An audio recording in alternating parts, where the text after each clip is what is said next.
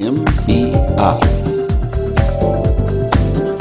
Youth and Community Development Services Providers. Lights, camera, action. Morale Builders Inc.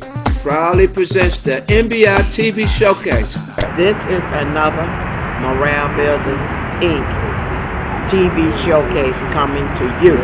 Hello, my name is Perry Smith, and I'm President and Chairman of Morale Builders Incorporated and Executive Producer of Morale Builders Inc. TV Showcase. Morale Builders is a nonprofit 501c3 tax-exempt community organization, and we're a charitable organization, educational and civic. The charitableness means that we could sponsor your ideas in the community in 7 component areas. 1 in education, 2 in health and sciences, 3 in housing and environment, 4 in economic and career development, 5 in leisure time activities, 6 in public safety, and 7 in communication. In these 7 areas, we're looking for community residents to come to us and write your proposals and grants and so forth. And we'll fiscal sponsor your programs, and we launch our own neighborhood programs as well. So come see us on YouTube and see some of our shows. We're not going to get too long-winded this time, but love you and stay tuned. And just want to let you know, this is another Morale Builders Inc. TV Showcase coming to you.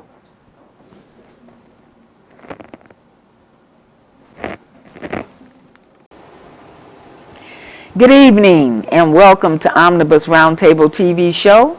I'm your host, Wanda Carter, and tonight we're going to be talking about education. Education, it means to induce what's already inside of you. Education is about teaching each other what it is we need to know about the life we live, the environment we live in. And tonight, I have 2 very special guests. I have an educator, Ms. Calhoun, and I have a poet that's also an educator at Kunta Kinte. And he said his stage name is King Kunta? Kunta. Kunta. So tonight, you're going to have an opportunity to hear about what we're doing in school, what we're not doing in school, what we should be doing in school from the teacher's perspective and from a poet's perspective. I want to introduce you to Ms. Calhoun. How you doing tonight? I'm fine. Oh, I'm so glad to see you today. Thank you, Ms.Wanda Muhammad, for inviting her to the show, because I am so pleased that I get to hear it. You get to hear it from the teacher's perspective. And the teacher looks like me. So that means you're going to hear it from my perspective. And so, Ms. Calhoun, tell us what it's like to be a teacher in the educational system today with African American children that in the 20th century. This is the 20th or 21st? 21st century. Tell us what it's like to be a teacher with our students. And I want you to jump in and tell us from your perspective what it's like to be a young teacher, because she and I, we got some age on us. But I'm a substitute teacher, been a substitute teacher for more than 20 years. And I'm telling you, I went back to get my doctorate in adult education because when I was in the public school system teaching from K to 12, what I realized was I want to work with people who want to learn.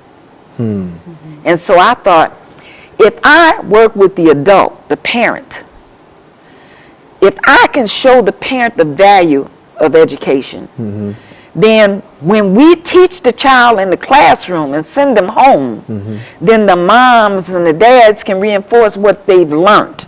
Because if the mom and the dad are not on your side, whatever you teach that child, when they go home, they won't be able to practice it. Because if mom and dad is not on the same page with the teacher, we're going to have some problems. Yeah, that's true. And that's exactly what's happening. It's real. Tell us from your perspective, what it's like to be a teacher in 2020. Oh, it's amazing. It's amazing. It's very personal to me. I believe in it. So I teach from a belief system. So I can't tell you what it's not. I Okay. can only tell you what it is. Come on now. You know, and when it comes to the truth is, when we think about the history of public education was designed to have a civilized society. So therefore, the expectation that the parent is going to help the child is kind of erroneous. Our task is to teach the child what it means to be a citizen of the United States of America. You know, in our our curriculums, what we read, and the kids take it back home. And you know what I'm so proud of, to have started my life, of course, in our agricultural time. You and I are the same Yes. age. Yes. And then gone through industry in education. And now here I have the privilege to be in education in the 21st century. In the 21st century. And poets like this brother here, I mean, they're everywhere. Yes. You know, they are philosophers and they're the Yes. theologians. Yes. But they're beneath the practical thought of people. You know, I remember when I started teaching in the 90s, Arnie Duncan was the head of CPS. He was when I started too. And remember, he made the statement, if Chicago public schools were a business, it would be bankrupt. Then what those people did is they used the business mindset in education. A child is not a business. Thank you. A child is not. That's a human being. That's a human We being. have nobody to lose. Woo! You know, and we knew that based on our culture. So because I've always been culturally competent, I have never met a child that couldn't learn. I don't even understand that.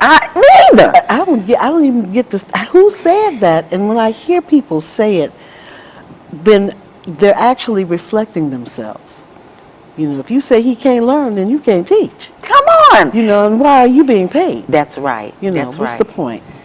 So this is an amazing time, you know, that we can have this conversation, because if we don't pull back from where we come from, we know why we're here. You That's know, right. we're Americans. That's first. right. We have to deal with that thing, that being American, and we have so many languages to pull from, because the Bible says, "And the children shall lead." The children shall lead. And that's why we have to teach them up. We have to bring them up and help them understand the essence of why education is so important. Because, see, education comes from within. We already know the things that we need to know. We just have to help them bring it out. Thank you. But if they don't know that they know, then it's kind of hard to help them bring it out, because they don't even know. You know, maybe mama and daddy didn't finish school. Maybe because they didn't finish, they don't have the understanding of how valuable the educational process is. Because that process helps us understand the lives that we're living, the environment that we're in. Like she said, this society was built like a business. And you know, the people that live in the society, we're like the little pawns on the chessboard. We get moved around. But we have to strategically move ourselves around so we can win the game. We have to work through our children. We have to help our children understand the importance, how important they are to society, to our lives. Because we got to pass the mantle on to them. So we got to teach them, help them see the validity in learning. And most of our children are so bright, they're so smart. I see it in you. I saw it in you years ago when you did that poem. This young man did a poem about life when he was, well, I think he was about 13 or something. You were real young at that church. Wow. And I was like, oh my God, listen to him. Talk about, I think you were talking about being a young person and having to be the man of the household, and you were just a teenager. being raised by a single parent. Right, and I think the name of that poem was How Can I? How can I? And real quick, just to interject on something you were saying, Ms. Calhoun, as well as you, Ms. Carter, in regard, unfortunately, in this 21st century of education, the passion in the teachers are not there like you all have right now and had. And so, as you all brought up, it's now a business mindset with our teachers, unfortunately. Now it's about a paycheck. Hey, if these children not learning, okay, that's on them. If they don't ask no questions, if they're not passing them, they don't see it as personal. Right. You know, it is what it is. Right. You know what I'm saying? So I think we have to get back to that passion in our teachers. They have to really care about not only their job, but also the student. That's right. They have to care about the student. Go on, And Ms. it's a matter of when I look at a child, I'm not looking at me helping them. I'm looking at them helping me. Come on now. How old I am, you know? Who's going to work? Who's going to build this country? Who's going to care for me? If it is in a sense a business that we're generation after generation. What are you pouring into the next generation? If you don't have nothing to pour into them, if you have to work for 20 years teaching kids and say they can't learn, what on earth did you do to our country? They are the building blocks of the country. That's right. Shame on you. So we have to change our mindset. We have to realize, as she said, that we got to learn from them just like they learn from us. It's not a one-way street. Every time I open my mouth to whomever I'm talking to, I'm sharing some information. Absolutely. They should take from that information what they can use and discard the rest. And I should do the same. When I talk to a young person, I'm listening to what they have to say, because their perspective is different from my perspective. Their experience is different from my experience. And we should learn from one another. But if you are of the mindset that everything comes from you, and nothing comes from the child, then you're in trouble. Then you've literally erased the future. Because especially now, we're in the 21st century, it's like, when I go in my position in the classroom is chronological, historical. I tell them how old I am. I was born 1954, the year Thurgood Marshall argued Brown versus the Board of Education. So we bring in the law in here. You know, so you know who I am and how old I am.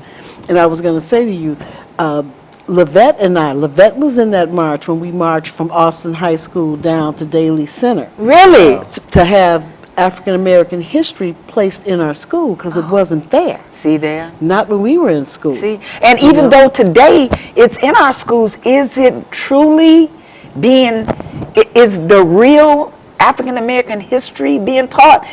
Are they still telling our children Columbus discovered America? No. Columbus ain't discovered nothing. No, it's not, you know what, that's just semantics. You have to read it. You have to want it. Now, I realize that when we did that, everybody didn't care about it. You know, we all got down there and everybody made that march. But it's like we did the social justice stuff, you know. And my mother has always told me, but my mind didn't want to click. She said, I remember when the National Organization of Women marched downtown, you know, for equal pay for women. Yes. So my girlfriend and I, we come from the west side, we down there, all these white women, you know, they didn't like, they was talking, a few women was talking about Reverend Jackson. Jesse Jackson. Said, you don't like Reverend Jackson, you ain't gonna like my son, you ain't gonna like, you know what I mean? So I don't want to be in your march. And then my mother had to correct me and say, wait a minute, honey, do you think everybody down there for what you down there for? And that's how we are in our thinking. You know, it's like, oh, everybody's not down there for, you know, she said some people just down there to, excuse this language, piss off their husbands. You know? Well, I'm thinking, yes, we all want to be, So it's like just that tunnel vision as human beings that we all have. You know, we're looking through the tunnel of what we're doing, and this is really important. We're looking at our experiences, what has happened in our lives, but and not realizing that there's a bigger world around us that we have to enclose or encompass in what we're doing. We have to include in what we're doing. And I don't know. This is the time that we need to change our approach to working with our children. I want to start having some of them young folks on my show. I want to start having some of them young folks talk about things from their perspective. Why do you think we're having such a difficult time in school with your age group? Tell me, from your perspective, when you go into the classroom with the kids, what do you experience? How receptive are they to you as a young? And get the ones, because once again, it goes back to how can I? Because you don't know what that child just dealt with last night. That's right. So it really don't matter who in front of them. They're going to behave the way they're going to behave, especially when they outside circumstances are the way they are. You know, so unfortunately, it's that home environment. Do they talk to you about the home environment first? Yeah. Well, you have to, what's that saying? They have care. Yes, for something them like to that. tell you. Right. So they open up once they see that you care about their outside situation. Okay. It's not just about education. Open up and Open talk up to you. Man, that's interesting. Documentary the other night about this 8-year-old Hispanic child that had been raised with the grandparent, and for whatever reason the courts gave him back to his mother, who was with a new boyfriend.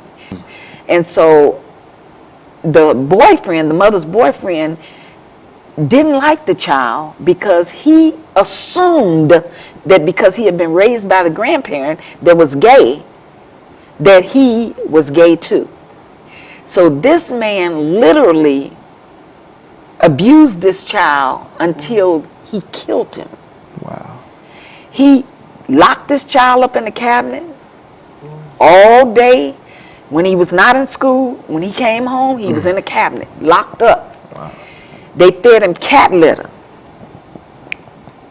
This man beat this child. The reason the child ended up passing away was because the man beat the child to death because of the man's inhibitions. I think that man might have been afraid of that he was gay or something, because why would you beat a child because you think he's gay? Wow. That man killed that child, and they made a documentary out of it, and so it just made me so, I don't know, I was just too through. I was like, okay, Wanda, I was talking to Wanda, said, let's do a show on education. Let's talk to the teachers. Let's talk to you, because I want to find out, would you have noticed that child went to school every day? He had scars all over his face. He had a black eye. And the teacher called the police. The police went to that house, but the mother was able to say to the police when they got there, the child was asleep or the child was not there or whatever, and they didn't do any further investigation.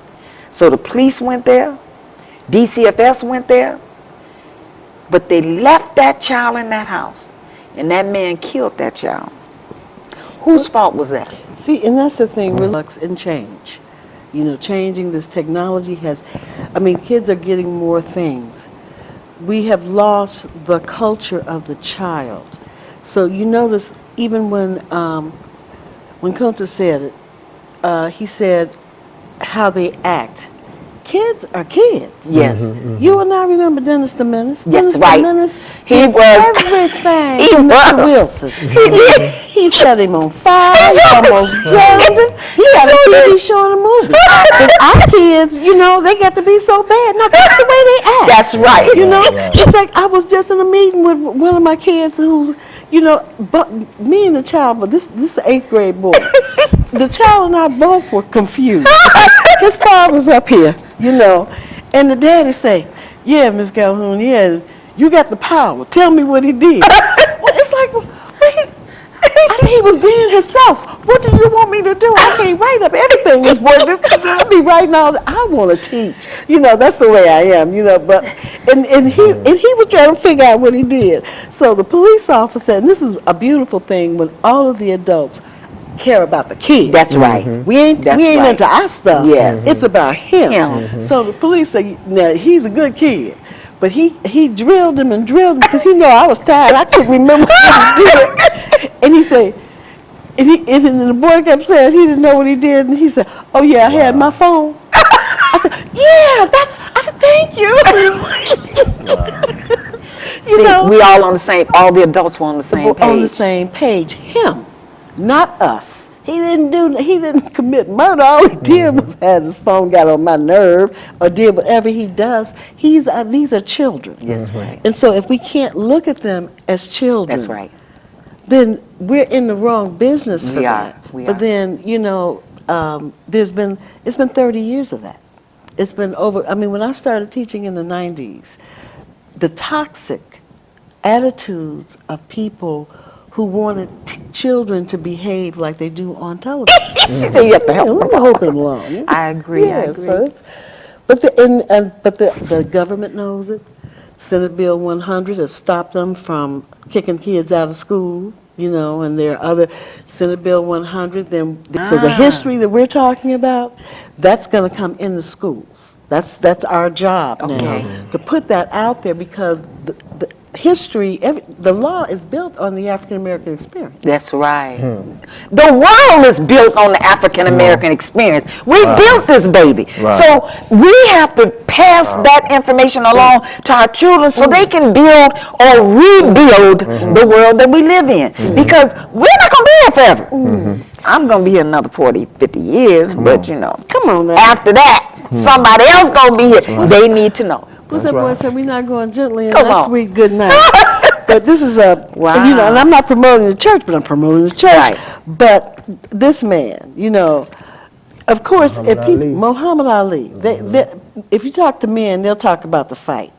But his fight was with the United States government. That's right. When they stopped him from That's fighting. right. That's right. That's right. And I mean, just to see the new movies coming out, those people our age, they're actors who are telling that whole story. Yes. His greatest fight. Yes. And he stood on principles. He said, Viet Cong called me, I'm not going over there and fight anybody. That's he was right. a conscientious Yes. objector. Yes. Yes, he was. I mean, and he's done so much for his people just by standing his That's right. personal, his principles. Yes. And Yes. that's what's missing. You can't run a country that has no principles. That's right. That has no theology. That's right. You can't run a school where there's no pedagogy. Come on now. If you don't know how the kids learn, Thank then of you. course you're going to say he can't. Because That's you right. want him to do what you expect. What you want him to do. Right. You're not allowing him or her to be themselves. To be themselves. Because they are children. I remember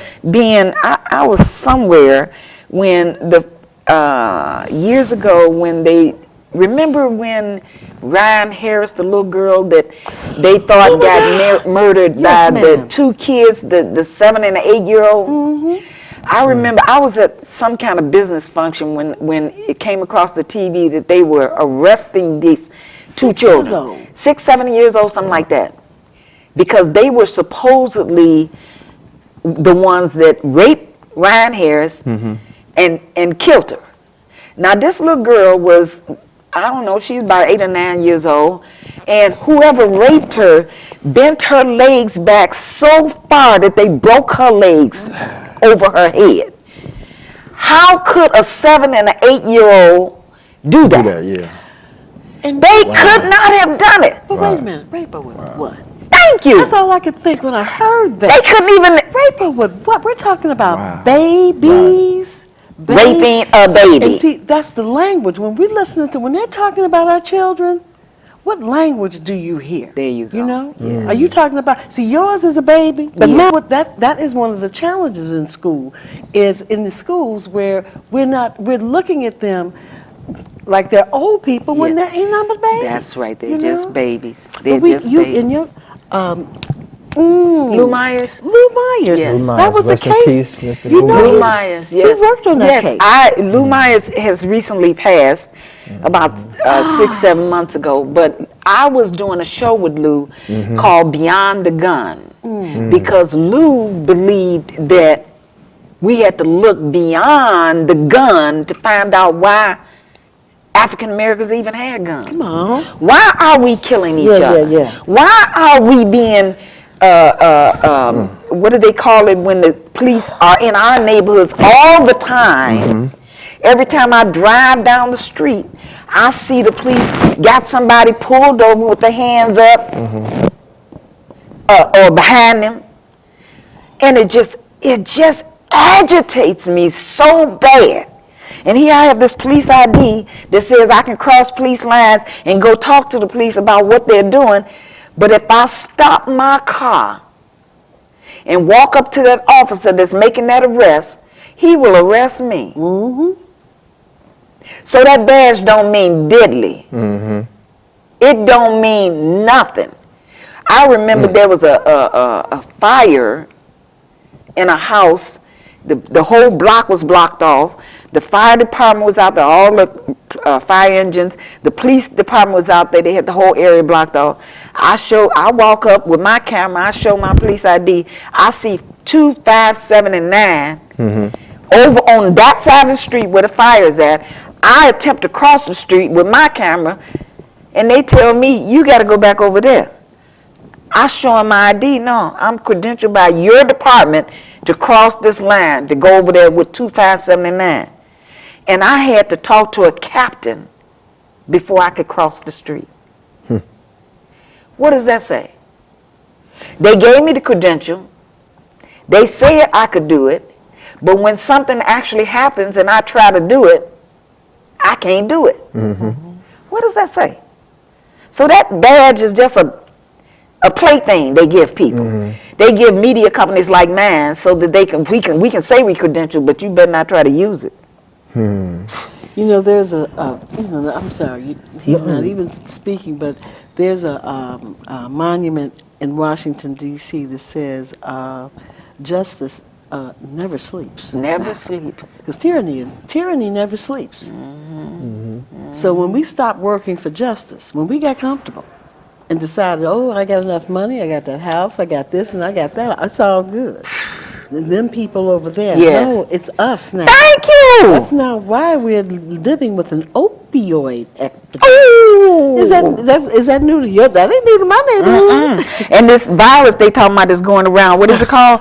That virus been around a long time. It's on the Lysol can. So that means it's been around for years. Why all of a sudden today is there a infestation of this disease, the corona disease? Somebody need a check. That's what it is. That disease been around for years. Now all of a sudden, the CDC says we got a epidemic. Well, it's been around a long time. So what y'all doing? Okay, I just got the signal. We got to wrap it up. But you know what? We gonna do this again because our children. Our educational system is very important, and we need to do what we can to make sure our children are able to be children, that they're able to give them to some time learn and acquire the knowledge from us so they can pick up the mantle when we're no longer here and not have to go through the same things we went through. Ladies and gentlemen, you are watching the Omnibus Roundtable television show. I'm your host, Wanda Carter. I want to thank you for watching. Call the number on the screen so you can give us your input on what you saw today. And we'll be back with a part 2 of why education is so important. Thank you. Thank you. Ms. Calhoun. Thank you, Kenty. And when we come back, you get to see these two again. I was learning. Wealth of information. Okay. Thank you. Come back and see us again. Find Chef Big Daddy Woo Woo in the back, and where people they could smell your food on TV. They want to lick the TV screen, So come on down, y'all. TV hosts, ladies, you want to say that you're a host. Be the new Oprah Winfrey. Come on down. Be part of our Mecca, Chicago Mecca. We're here in Chicago. We're united organizations to help you in the community. So, love you, and stay tuned.